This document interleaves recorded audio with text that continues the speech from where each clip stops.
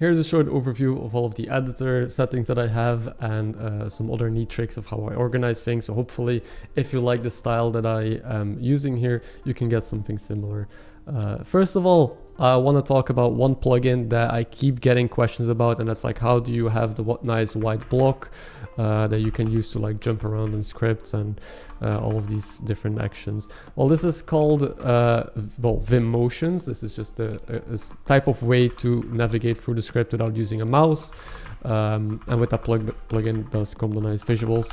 So if you want to use this, you have to learn Vim Motions first, but they're super useful. It takes like a few weeks to get used to, but if you put in the effort and get fast at this, it's so good at like being able to quickly code and jump around and do all these sort of things very quickly without having to touch the mouse at all. So if you are willing to take on a challenge, there is, I don't know if it's in the asset store yet or here, because there was a recent update about the asset store, but it's called Godot Vim.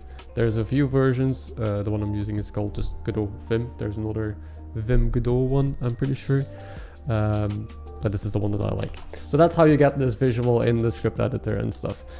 Secondly, the layout that I use for my editor, in case you're unfamiliar with the settings, in the top left you can go to editor layout, and you can save layout. So this is the default layout that Godot comes with.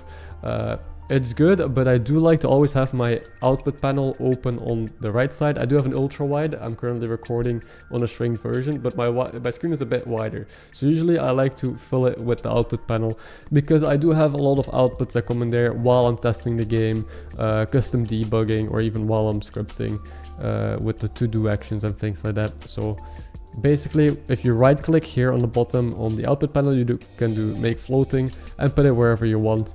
And if you're happy with your layout, you can just save it, give it a name, and then whenever you create a new project, you can just load in the layout. And you will also notice that I move some docs around. Also, in case you're unfamiliar, if you click the little dots on the top, you can choose where you place docs. And I don't have anything on the right, because on the right, again, I have my output panel here that prints stuff. And then I want everything else on the left, and I want to have a long one for my resources and stuff. So for example, if you inspect a scene, there might be a lot of things that you unfold and you have to scroll through it. I don't like scrolling. I like to have all my information visible. So that's why I put my inspector just on one long row. Or for example, with resources, let's say I open a card resource, I want to be able to visualize all of the data quickly and change it without needing to, again, scroll or hide information. You can make the same argument for the file manager, but there is a search filter in here. I guess there's also a search now in the inspector property, but this is how I set it up. And also signals go here, and the groups, in case I want to group stuff. I keep the scenes mainly in the top left, so whenever I open a scene, it's here. And here's the file stuff, so both the file manager, the import data, and the history. Or well, the file import, I should say. So that is mainly my editor layout that you're looking at right now. I'm not going to go over the plugins all that I use, in case you would like that can be a different video, but I want to go over my editor settings. Because every time you make a new project, these editor settings will be applied. And if you want to have persistent project settings, every project running with the same settings, maybe the same viewport size, the same error handling, because for some reason that's in that project settings and not in the editor settings, then you can check out the previous video I made about how to make a template, project template that you then load in every time. So I'll just go over the things that I changed.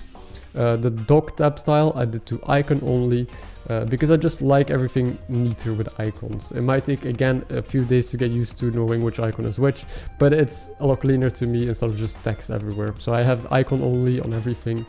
I don't mess with the display scale or anything like that, but I do use a custom font. So the font that I use here in code font is Fire Code Retina, so or Fira Code. I mean, Fira Code is one that I prefer. It looks very neat, so that's what I use in the script editor.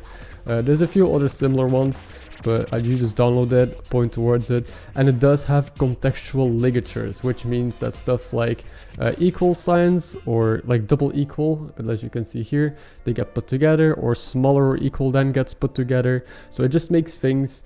It can make symbols basically out of normal text, which I like a lot for VR code. Those are the main things that I change in here. Now, I wish I could also just filter by things that I changed, but I don't think I can.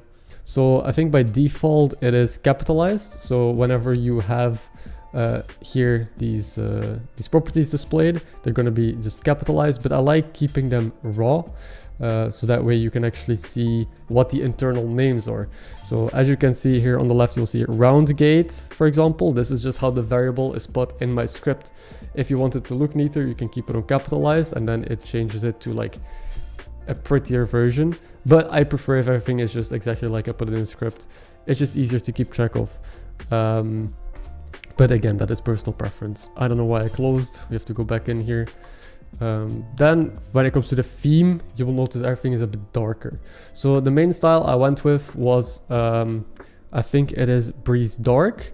And then I just darken the color a bit. So to show it, I go to Breeze Dark. You will have the normal Breeze Dark template, but I like to make the color a bit darker in here, like so. And I think that's just easier on the eyes. I just like it a bit more. There's no specific color I go for. I just make it a bit darker until I like it. That is the theme that I use. Accent color, I think, is just the same blue. I don't think I changed this, even though it says I did. And that is you can make a full custom theme if you're thinking about that, but that's so much time and effort, and I think this one looks good. I wouldn't see a reason to change that. So for updates, I just want to see whenever there's a new stable update. Then this ask before moving files. I hated that when I drag files around, it keeps popping up, hey, do you want to do this? If I'm moving files, I want to move files, so I don't ever had that accidentally happen. So I just turned that off. It's just one less pop-up that annoys me, which I really like. Then appearance, the caret blink, I turn off. I don't like my caret blinking. I also don't want to show the line guidelines. It shows like these vertical lines to show you until where you should code in case you want to keep things pretty. I don't have a reason to keep that on. And I don't like to draw tabs or spaces. I like my script to look clean. I think tabs are indented enough that I don't need a visualization for them. I just like my code like it looks here. Then when it comes to behavior, scroll past end of file I think is important. I like scrolling down towards the end of, past the end of the file to keep my text in the middle. Otherwise you're just coding all the way on the bottom of your screen. I really don't like that. Tab size I also increased a bit. By default it's 4. I put it to 6 simply because it's bad practice anyway to indent a lot, to tab a lot, and by increasing it you will more likely not want to indent a lot, because if you indent like 4 or 5 times you're coding all the way on the right of your screen. So first of all, it just helps you stay consistent, and it's just visually better to see when an indent appears and when a code block is executed in a different code block. So instead of making the indents visual, I like to just making them bigger, which makes it more visual, makes it clear when you're working in this specific block, and it will discourage you from indenting a lot. Then of course trim trailing white space on save, so when I save it kind of just lints the script for me. Now here in the completion tab, this one is also important. Idle parse delay. So this is basically the delay in seconds after which the script editor should check for errors when the user stops typing. If you put this too low, then while you're typing it's gonna throw errors if you take like a 1 second break where you're thinking of a name for a variable or whatever. I don't like that. I like having a little bit more time before it checks for errors, so I put it to 2 seconds. I don't put it too long because otherwise you're done writing, you go to a different line and then the error pops up. So I still gotta find a sweet spot for this, but 2 seconds is working. And then idle parse delay with errors found is once it did find errors, how often should it check if you still have errors. So this I put a lot lower because if you have an error and you're fixing it, you want it to obviously correct it as soon as possible. So I put this on 0.2. And then code completion delay, just put it as low as possible. I mean, the lowest is 0.01, but that might put a strain on the editor, so I put it on 0.05. And so then while you're typing, it's gonna very quickly display a bunch of code completions for you. I also don't really mess with the colors. You could again make a whole theme and change the colors, but too much work.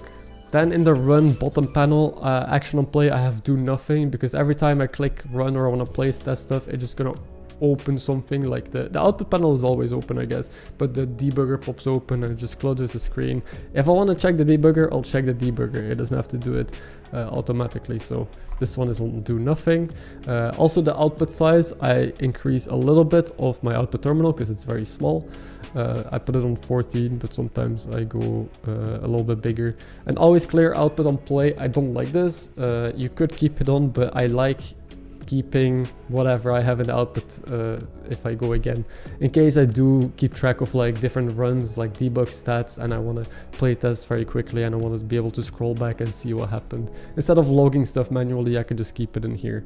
I can always clear it myself as well with one click. So this is just a Linux specific thing, prefer Wayland. One thing I do have on is the auto switch to remote scene tree, so it will automatically go into the remote scene tree, because very often when I'm actually playing or testing the game, I don't need to be in the scene file itself, I need to be in the active running scene, so I can see the variables that are changing or where things are spawning, or make changes and see how they affect the game in real time.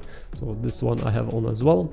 Then these are my Godot Vim settings, just to have like a little bit of a showcase of what I'm rolling. It's very standard, and that is it for the project settings. So I hope this was useful to some of you. I might still make changes to these in the future, but those are my editor settings and how I organize my display. So in case anyone ever leaves a comment wondering what my settings are, I can refer them to this video as long as it stays recent. So hope you enjoy it. Thank you for watching.